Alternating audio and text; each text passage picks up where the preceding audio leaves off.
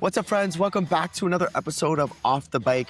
This week, I can't wait to introduce you to our guest. She has been a part of Zenergy for as long as I can remember. When I think of Zenergy, this person embodies exactly what it is. Today's guest is Kristen Dodd. She's currently the studio manager at our Charleston location. She's teaching classes. She is in and around the community. She is busy in Charleston. Without further ado, let's go.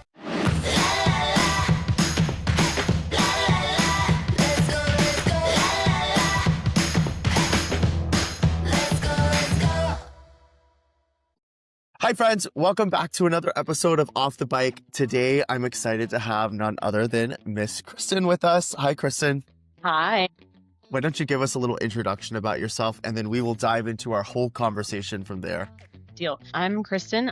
I'm a senior instructor and manager at the Charleston Zenergy studio. I have been riding for 7.5-ish years. I've been working for Zenergy for 7-ish years. Been teaching for 5 years, and I've been in management for just a little over a year. In other words, like you dream about a bike at this point when you go to sleep. It's literally the only thing that's on my mind at all times. That could be a good thing and a bad thing. Yeah. It could be both. Yeah, All right. A little bit of both for sure. We have so much to dive into about the podcast today because you have been with us for so long in so many different roles, and I've seen you grow in and out of the studio. But before we dive into all of that, I want to go back to like who Kristen is at the core and like your early days. So like, could you tell me about little Kristen and like where you grew up and just like kind of paint this beautiful picture for me? Sure. So I grew up in Charleston. I've been here, born and raised here. The only time I ever left was for college and for grad school, and then came back. I grew up in the South Hills area. I have an older brother who's 5 years older than me to the day. We have the same birthday. No way. I was born on his 5th birthday. He was big mad about it. Oh. Big mad. And I grew up in a neighborhood with like all boys. There were no little girls in my neighborhood. So I was very much a tomboy, very much involved in all sorts of like sports growing up. Started with gymnastics when I was like in kindergarten, and then was doing swimming lessons and swim team at the local swim club. Meg Stollard was my swim coach, FYI. Yes. And also her mother was my kindergarten teacher. We go way back. We go way never back. knew that. Yeah. We go way back. So yeah, and then was like playing soccer and playing basketball as a kid and like running around playing ninjas with all the little boys in my neighborhood. Yeah. So I was like a big tomboy. That's crazy. Yeah. When we were talking a few weeks ago, one of the things you said was like that you were very active, but you weren't very athletic. Can you elaborate on what you meant by that? Yeah. So I was always like involved in something. There was always activities. My parents had me in, like I said, gymnastics, swimming, basketball, soccer.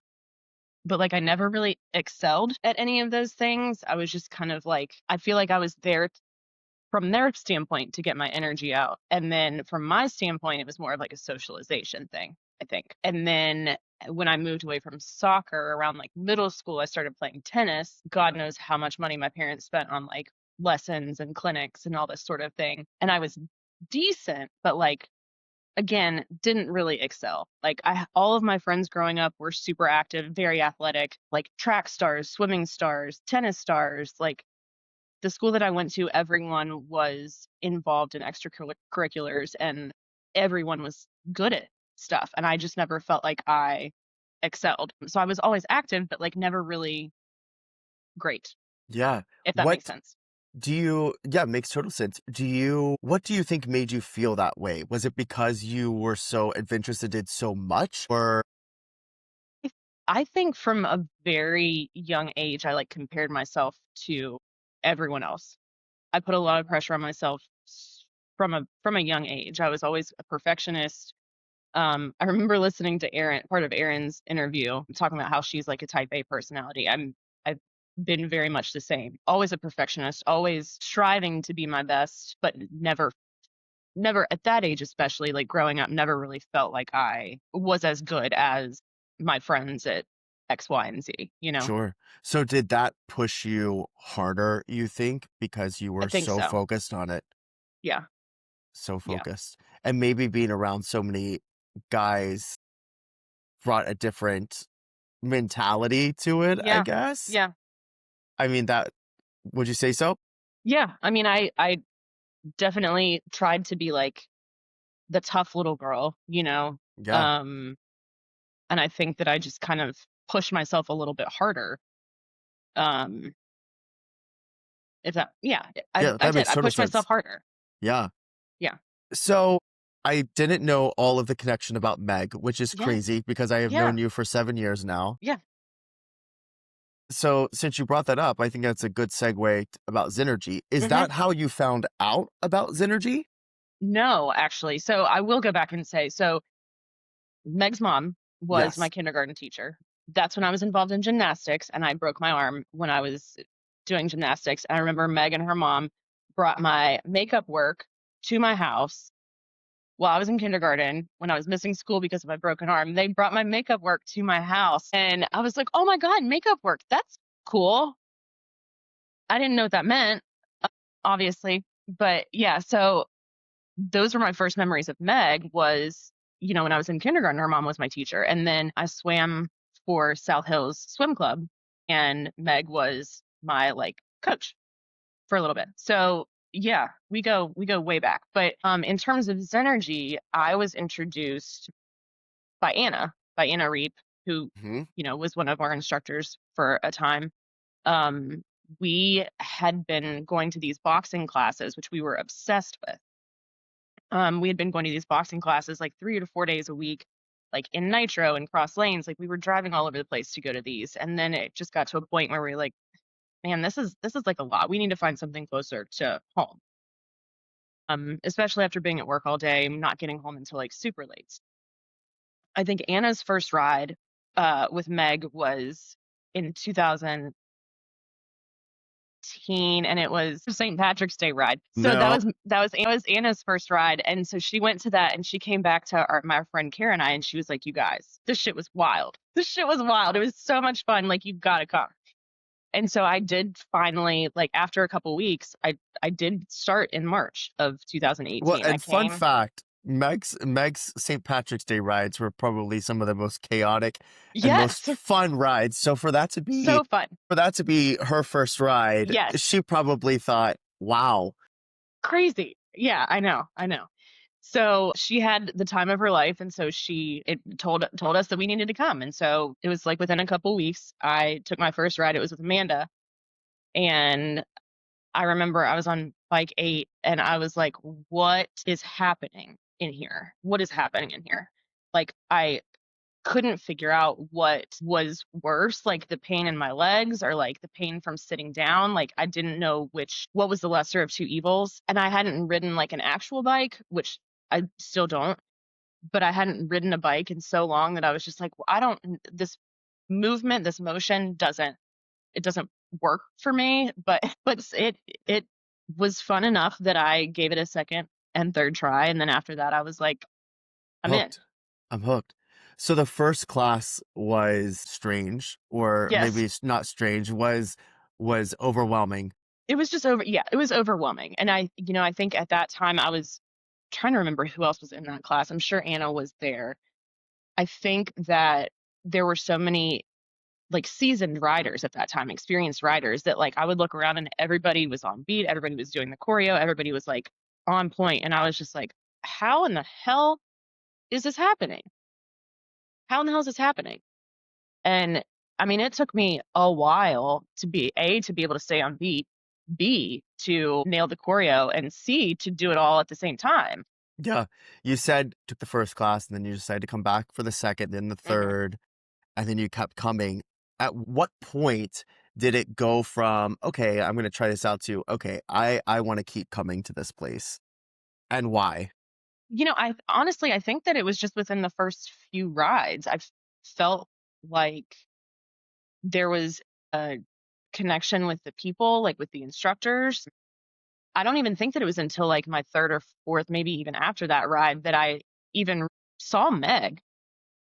My first instructor was Amanda, and I believe I rode with Jess, and I rode with your dad, but it was just like I felt like an instant comfort, like an acceptance. Comfort's a good word. Comfort's a really Sure. good word. Sure. I felt like I wasn't being judged. I've always had like a weird anxiety going to the gym or like going to workout classes because I'm like, I don't want to look like I don't know what I'm doing. I don't want to look like an idiot. But I never felt like I was being watched. I never felt like people were judging me. I never felt like there was any negativity at all. It kind of instantly felt welcomed and kind of at home. And so it was definitely like the community that kept me wanting to come back. The workout was fantastic, but like I remember the first few after I got over the initial like weirdness of it, not weirdness, the initial understanding of it, like, I was crying during every class, and I was like, "Holy shit, like, this is better than therapy." What made you feel that? Like, what I emotions mean, were I going I through your felt head? I felt like the instructor was speaking to me, I felt like the music was speaking to me, I felt like I could, like, let loose, that I could just completely let go of everything. Yeah. And at that time 2018, at that time, I was a hospital social worker, um, working for palliative care, and my day job was very stressful. I saw a lot of sick people, people who were dying. And I think I tried my best to like not take it home with me, but I think I carried a lot of that. And being able to go to class and just like let that shit go, it really stuck. Yeah. Which is so interesting and amazing because you said when you were a kid and growing up, and maybe even still some today, you had this idea of perfection and like always Yes. striving for perfection. So, did you feel as though that was a moment that you could pinpoint in your life when you were like, okay, it's not necessarily about perfection Yeah. in It's this just moment, about being in the moment. Yeah. About being in the moment and like kind of letting go. which is crazy. I mean, that's such an incredible thing. I mean, obviously, you went from coming to your first ride with Anna. And had Anna started teaching for us yet or no? No, not yet. So ugh, okay. This is 2018. She started teaching either in late 2018 or early 2019 because she moved in August of 2020. And I think she had just surpassed a year. Okay. Maybe. Okay. I can't remember. Okay. Okay. And then you joined the front desk team first, right? Yes. Okay. Yeah. So before we get to all of that, because that's a whole nother, your growth at Zenergy is a whole nother part of the conversation, you know, I wanted to dive into more about you discovering more of yourself on the bike Hmm. because you showed up and questioned it, but then you kept coming back. You came to these different instructors.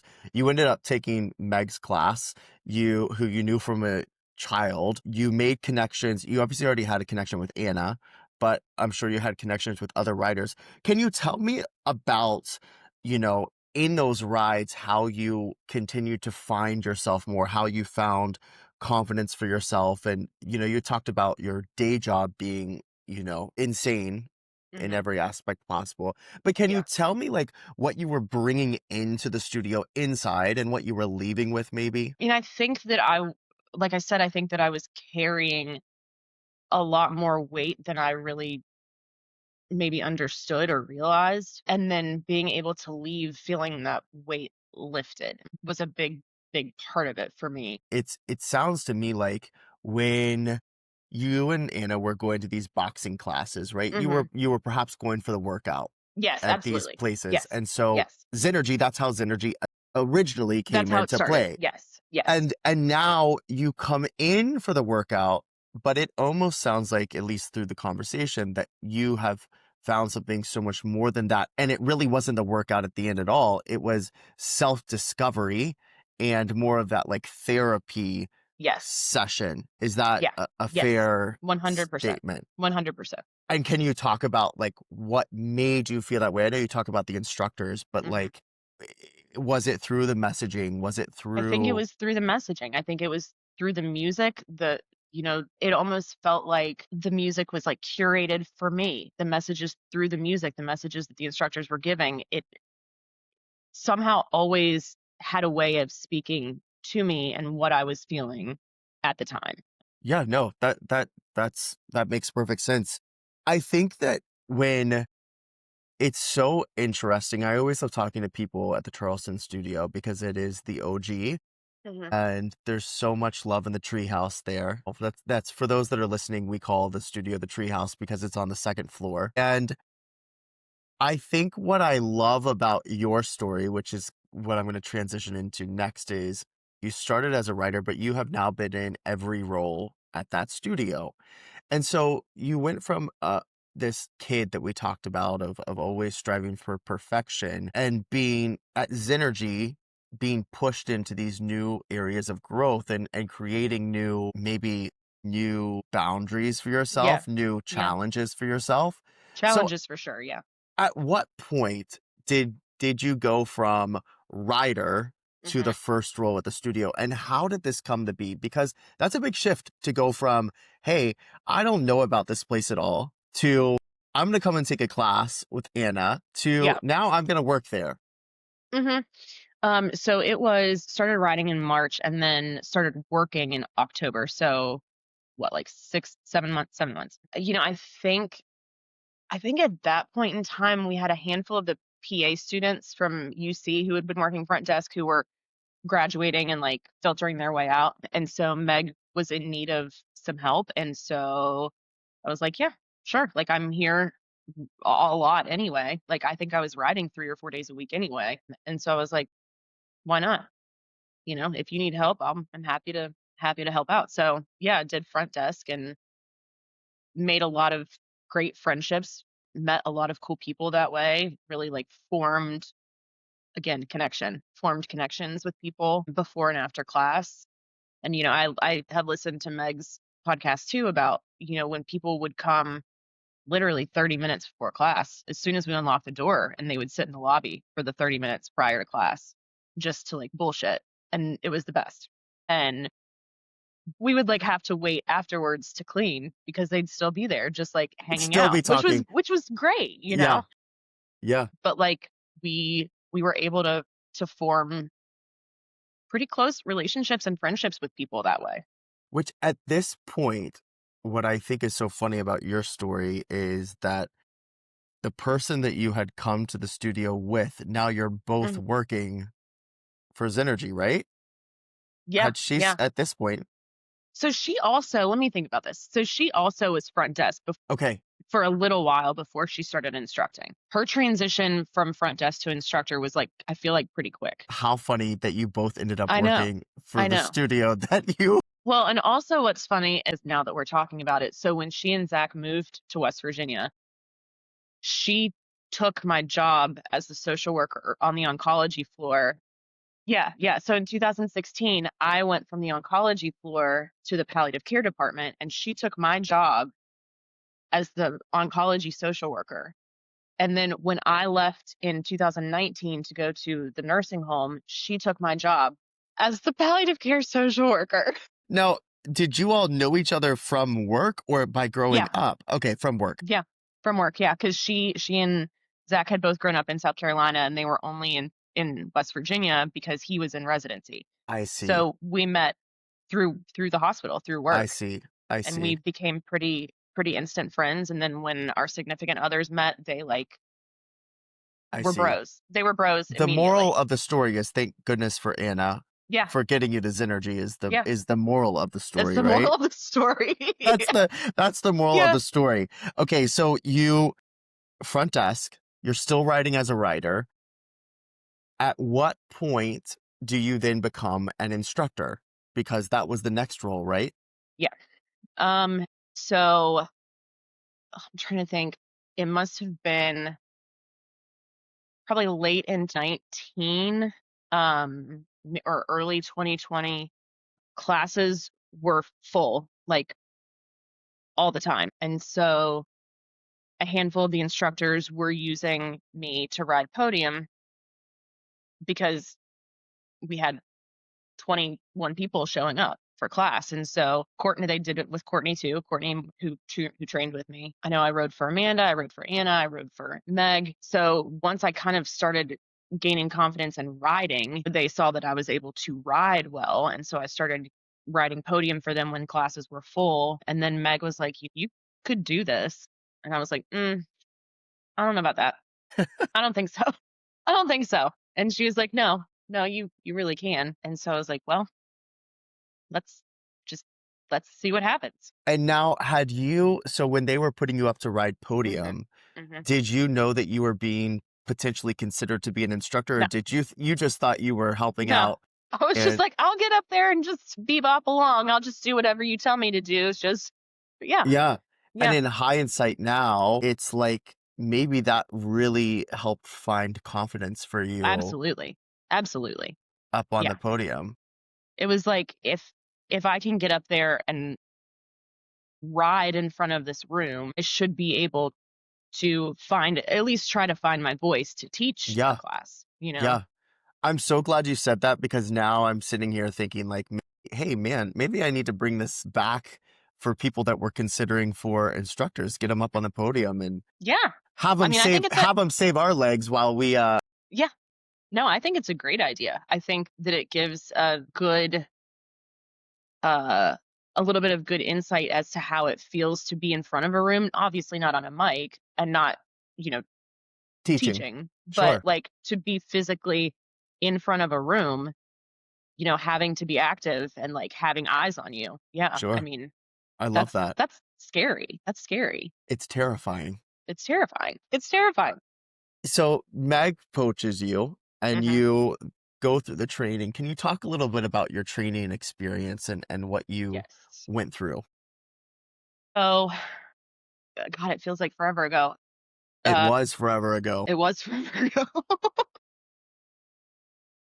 So Courtney and I trained together. I was like super, super lucky to have such a sweet training partner. I feel like we were very similar in our riding. Both were in like helping professions. I was in social work. She was in nursing. She was starting nursing anesthesia school. So I think we had kind of similar personalities. We trained with you, and then Meg came back through and did a little bit like more in depth, like emotional type stuff, like vulnerability type stuff afterwards. It was intense. It Yeah, was intense. yeah, I don't remember riding that much in like that short of a span. yeah. Physically it was tough, mentally it was tough. And then when Meg came back through, it was emotionally kind of tough. What do you think was the hardest part of that experience, if you can remember? I think probably doubting myself.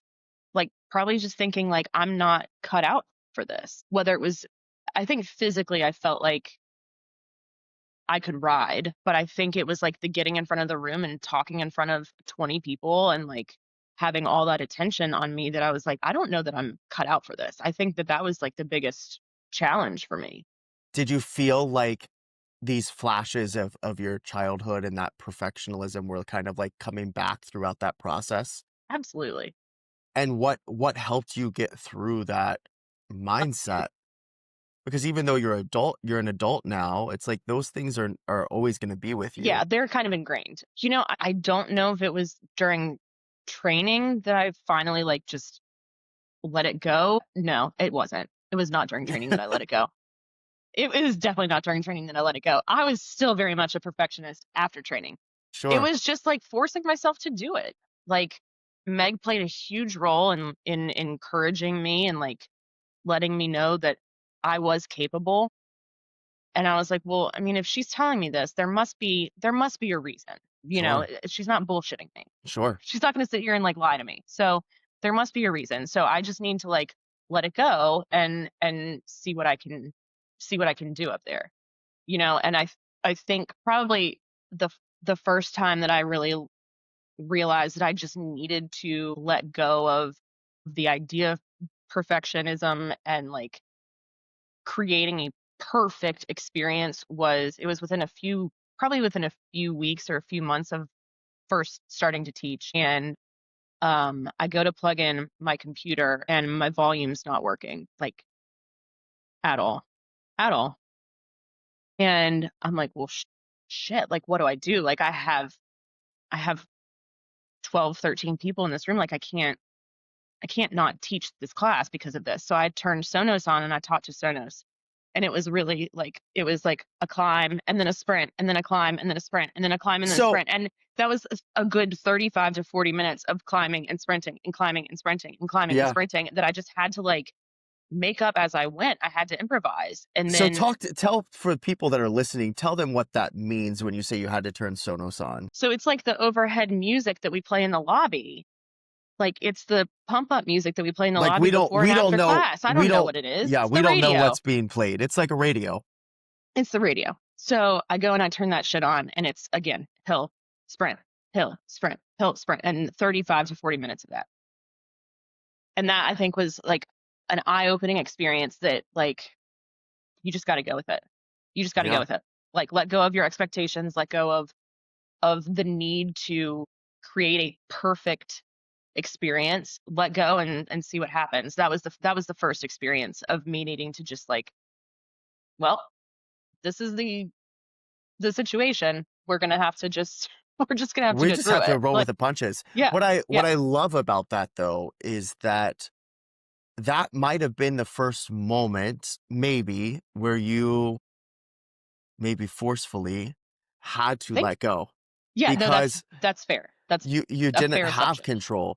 And what No, I love so much about that, and for those that are listening to this podcast that are considering being an instructor or currently training to be an instructor, what I love so much about that is a prime example of just having fun and yes, letting the music, you know, it, it, it sometimes we take things so seriously, yes, and those moments you can't take you it can, seriously. you can at all, you can't at all.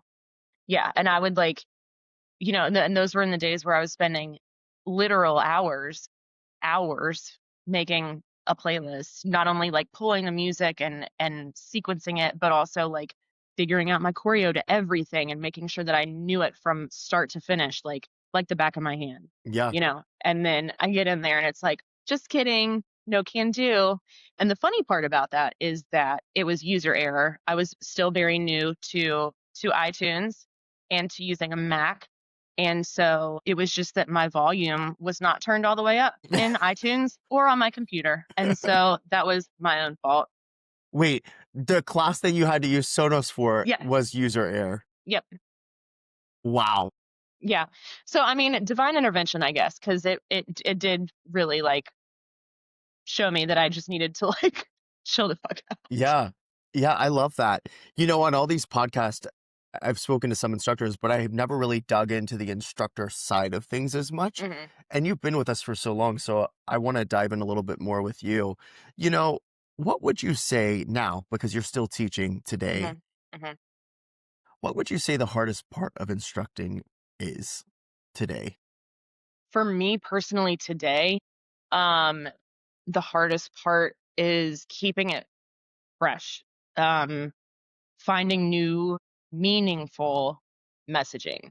I will be very real. Right now I feel like I'm very much in a rut with what I am bringing to the room and what I'm saying and what I'm messaging to the class and what I'm trying to convey because I'm teaching so much. You get tired, you know? You get tired and it's not like you lose inspiration per se. You just are like, what more can what more can I say to these people that's different than what I've already said 300 times this year? Like I think that's my biggest struggle at this moment. Yeah, there's so much that goes into a class creation that people would never know, and we don't necessarily need them or want them to know, Yeah. but it takes a lot of mental, Hmm. uh, not strength, but I mean, I guess at Well, in times a way, yeah, I strength. think it I guess does. at times, but I it think it takes does. mental capacity, Right. maybe is a better way of saying it. Yeah. Yeah. And it's like you also get to a point where not even with the messaging, you're so tired that you're just like I don't actually know what I'm bringing. Like I don't know what I'm saying. I don't know if the music is what these people are needing right now. I don't know. Yeah. Yeah, it's I could have a whole podcast on just On that. Mm-hmm. A whole Mm-hmm. podcast. All right, you're still teaching. So then within the past year and a Mm-hmm. half, Yep. year and a half, something like Little, yeah, that, in between, in between. you also step into leading the whole studio. So you've now gone from A coming to lot. your first class with Anna Yeah. to front desk Yep. to instructor to manager, studio manager. Can you tell me a little bit about that and where we are today? So the manager role was not something that I ever really wanted to do. It was never on my radar. I never like in my real job, I've never wanted to manage people ever. Like I don't ever want to be a boss. I've never wanted to be a boss. Like let me do my own little thing in my own little corner and like everybody do your own thing. Like we'll make it all work together, but like I don't want to be in charge of people. And I knew that Meg was tired and that she was needing to make a change. And I was like, had I still been in the nursing home or in the hospital, had I still been doing social work, there's absolutely no way that I would have been able to step into this role. But I'm fortunate now with a job that's a little bit more flexible that I have the time to do it. But I knew that she was needing to make a change and that Carly had been doing a fantastic job as assistant manager. And I was like, if I've got her to support me and to help me with this, then if that's what it's going to take in order to keep this place running, then Yeah. I'm going to do it. Yeah. And now, you just mentioned her name, but you and Carly are on the leadership team there and you run a fabulous studio. Thank you. You're like a duo like force. Like if you're both coming at somebody, I would go the other way because it's Oh, gosh. in a good way, not a bad way, Yeah. but it's that there's like magic happening between you two. And I think that you've done I want to We're a take just goofy pair. you're We're a a goofy goofy pair, pair. but We that's what are. makes it work. I know. To give both of you a shout out on just leading the charge so well and Thank you. creating such a fun team. I mean, I was Thank there you. just recently and the team's just so fun to be around. That's the atmosphere of Zenergy. It's just like Yeah. dancing We have a and good time. We have a great time. yeah, the team's Yeah. so fabulous. Yeah. What's been your favorite part of managing? I won't go into least favorite part. We'll just say your favorite part. I mean, weirdly kind of feel like a mama bear, which I don't plan to have children, so like I don't know why that matters, but I feel like I have my little like family. I feel like Yeah. I have my little family and I have my little children and like I don't know. I just love my people. I just love my people and they're also supportive of each other and like we just have like a wonderful little group. Like I don't know. I agree. It's I my mean, people. if That's my if favorite if part. if it wasn't apparent during the Halloween challenge, then I don't know. I mean, you all worked so well together Yeah. to do that. I mean, we have our moments. We have our moments, but Everybody does. everybody does. Everybody does. Yeah. So you've been a part of Zenergy for so long now. You've been in so many roles. How has it changed you? And at this point, you've seen thousands of people. How have you changed others through that process? It's a great question. I would say it has changed me in the ability to foster connections, the ability to foster community, the ability to foster relationships, and to help kind of create meaningful interactions, among people. Yeah. Who would have ever thought that this this girl who always strove for perfection and for, you know, who didn't think she was an athlete or didn't think she was active, was always busy but not active, now at a point in her life found it on a bike Mhm. in a group fitness class. Never. I mean, what a full circle story of Mhm. this podcast. It's like this Mhm. idea of perfection. You just said it. It's like, don't need to take things so seriously Absolutely. all the time. What are you still learning today? And what would your advice be to those listening to this podcast who may have been in similar shoes or are in similar shoes to where you were? Okay. I'm still learning how to manage people. I'm still learning how to, so I'm still a little bit of a people pleaser, and I still am not maybe as assertive as I could be in certain circumstances because I don't like conflict, I don't like confrontation. But as someone who's managing a group of people, that doesn't come without conflict at times. So I'm still trying to navigate how to have difficult conversations with people. I think that's probably the It's hard. biggest It's thing. hard. It's hard. You I want to want to be be friends with everybody's friend. everybody. Yeah. Yeah. I want to be everybody's friend. I want everybody to be happy. I want everybody to be happy. And you Yeah. can't make everybody happy. It's impossible. Yeah. It's impossible. So Yeah. you just end up making decisions based on Your judgment, your best what your judgment. gut, yeah, your best judgment, what your gut is telling you is going to be the best case scenario. And that's hard. And one of the things that I wanted to wrap up with was what, if someone's listening to this podcast and they've Hmm. heard about, that the theme of this podcast was the idea of perfection and really just, trusting yourself, trusting the process and growing. And you're going to grow in so many ways that you maybe didn't even see and places you didn't see yourself being. So if someone's listening to this podcast, what would your advice be to them if they were in the shoes that you were in when you Hmm. started your journey through Zenergy? Yeah. I mean, trust the process. Like, don't try to control everything. You're not going to be able to, and it's going to drive you insane. Let go of your idea of what should be, of what would be the ideal outcome, and work hard, but don't take yourself or the situation so seriously that you lose any sense of enjoyment. It's meant to be fun. First and foremost, it's meant to bring joy and to bring fun. If you lose sight of that, then it's not worth it. So it's much easier said than done, obviously, but you have to trust the process, trust yourself, and be okay with letting. Yeah. Yeah. We started this podcast talking about little Kristen. What would big Kristen say to little Kristen today? Gosh, hang in there. I knew you were going to say that. Hang in I knew there. you were going to say that. Hang in there. Stick with it. You've got this. Yeah, I never in a million years would have thought that this is where I would be. Yeah. Never in a million years. It's, in the craziness of the hustle and bustle and what we do on a daily basis, it's sometimes easy to share appreciation. And I just want to take a moment to share my appreciation for you, for Carly, for the whole team, and just really being the glue that holds that studio together. I think that you do such a phenomenal job. And you as an individual, it has been so cool and so fun to see you grow on the bike, but even more so off the bike. I think there's been more growth off the bike than there has been on.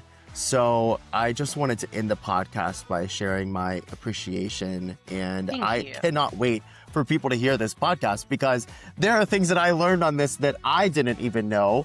And I've known you for 7 years. So isn't that fun? Yeah, it's crazy. All right. Well, friends, thank you for listening to another episode of Off the Bike. We hope to see you on the next one. We'll see you soon. Bye, guys. Bye.